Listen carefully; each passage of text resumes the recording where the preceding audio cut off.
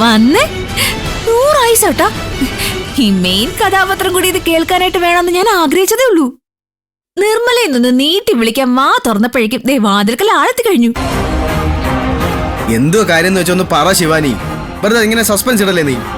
ഒന്ന് സമാധാനപ്പെട് പ്രണവേ.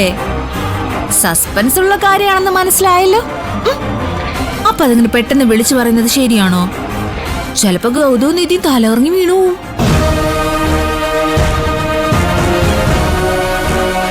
എടി നീ പറയുന്നുണ്ടെങ്കിൽ ഒന്ന് പറയ്, ഞങ്ങൾക്കൊക്കെ വേറെ പണിയുണ്ട്.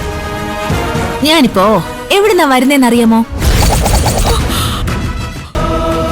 അതെ, ഞാനിന്നൊരു സ്ഥലം വരെ പോയി.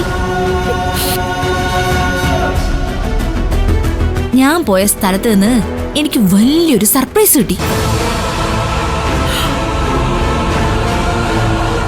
സർപ്രൈസ് എന്ന് പറഞ്ഞാൽ നിങ്ങൾ വിചാരിക്കുന്ന പോലെ ചെറിയൊരു ഐറ്റം ഒന്നും അല്ലത്, വലുത്. വലുതെന്ന് പറഞ്ഞ ഒരു കുഞ്ഞിന്റെ കാര്യം.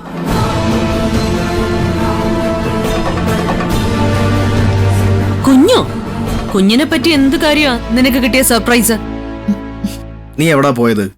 എന്തു അറിഞ്ഞത്? അത് പിന്നെ ഞാൻ പറയട്ടെ. എടാ ഒന്ന് പറ. അത് എന്താണെന്ന് വെച്ചാല്, അതെന്താണെന്ന് പറഞ്ഞാ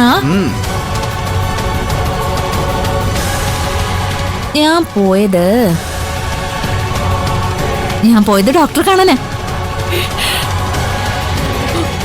എന്റെ വയറ്റില് ഇരട്ട കുട്ടികളാണെന്ന് ഡോക്ടർ പറഞ്ഞു.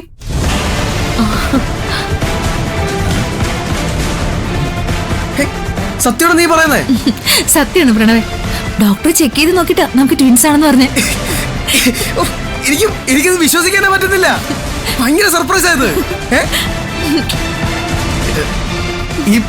ഈ സന്തോഷം അങ്ങനെ പ്രകടിപ്പിക്കണമെന്ന് പോലും എനിക്ക് അറിയത്തില്ല. ഈശ്വരമംഗലം കുടുംബത്തിന്റെ രണ്ടാമത്തെ സന്തതിയും അപ്പോ ശിവാനിയുടെ വക തന്നെ. All the best Shivani. Thank you aunty. അല്ല, ആന്റി എന്തൊന്നും മിണ്ടാതെ നിൽക്കുന്നേ?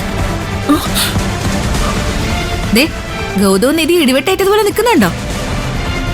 ഈ വാർത്ത കേട്ടെ ഷോക്കായി പോയി രണ്ടുപേരും. ഞങ്ങൾ എന്തിനാ ശിവാനി ഷോക്ക്ഡ് ആവുന്നത്?